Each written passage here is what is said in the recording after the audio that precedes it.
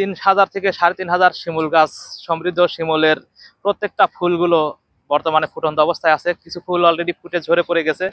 এই মুহূর্তে আমরা চলে এসেছি সুনামগঞ্জের তাহেরপুরের সেই শিমুল ফুল নিজে দেখতে এবং আপনাদেরকে দেখাইতে। এই যে কি একটা সুন্দর শিমুল বাগানের ফুলগুলো আপনারা অনেকেই দেখেন, তবে অত্যন্ত প্রত্যন্ত এলাকায় হবার কারণে অনেকেই আসতে পারেন না। যারা আসতে পারেন না তাদের জন্য আমরা দেখানোর ব্যবস্থা করছি। এই যে কি সুন্দর, যারা আসতে চান তারা আসতে পারেন। অলরেডি শিমুল বাগানের শিমুল ফুলগুলো ফুটছে, আপনারা দেখতে পাচ্ছেন। এই যে বাংলাদেশের সর্ববৃহৎ শিমুল বাগান নয়, এটা এশিয়া মহাদেশের সর্ববৃহৎ শিমুল বাগান সুনামগঞ্জের তাহেরপুরে অবস্থিত।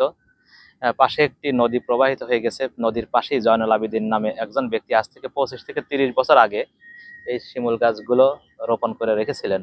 তিনি জানতেন কিনা জানি না যে 30 বছর পরে এসে তিনি যখন দুনিয়ায় থাকবেন না, তার রোপণ করা এই শিমুল গাছগুলো দর্শনার্থীরা দেখতে আসবে দেশ এবং বিদেশ থেকে। এটা হয়তোবা তিনি আজ থেকে 30 বছর আগে জানতেন না।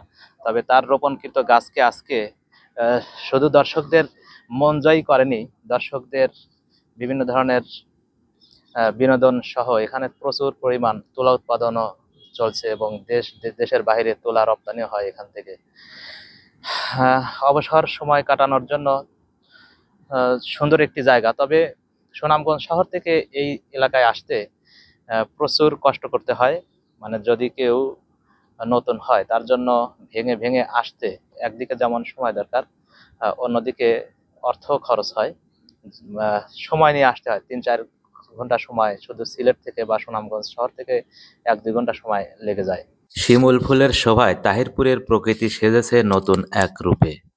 বাতাসে দোল খাওয়া গাছের ডালে ফুটে থাকা শিমুল ফুলের রক্তিম আভায় যেন রাঙিয়ে তুলেছে অগণিত দর্শনার্থীদের মনকে। তাই তো প্রতি বছর ফেব্রুয়ারির প্রথম থেকে শুরু করে দ্বিতীয় সপ্তাহের শেষ পর্যন্ত হাজার হাজার দেশি এবং বিদেশি পর্যটকদের পদচারণায় জমে ওঠে আজ থেকে 30 বছর আগে রোপণ করা প্রয়াত জয়নাল আবেদিন সাহেবের শিমুল বাগান। পর্যটকদের বসার জন্য বাগানে রয়েছে কয়েকটি বেঞ্চ, প্রমিলা ও শিশু দর্শনার্থীদের দোল খাওয়ার জন্য শিমুল বাগানে রয়েছে দোলনার ব্যবস্থা। একদিকে জাদুকাটা নদী, অন্যদিকে শিমুল বাগান, এ যেন প্রকৃতির এক অপরূপ সাজ। দর্শক, কথা বলতে বলতে চলে এলাম ভিডিওটির একদম শেষ প্রান্তে।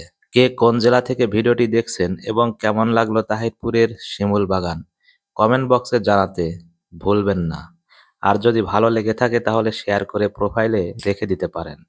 সবার সুস্থতা এবং মঙ্গলময় জীবন কামনা করে আজকের মতো এখানেই বিদায় নিচ্ছি। আমি জহুরুল ইসলাম। আল্লাহ হাফেজ।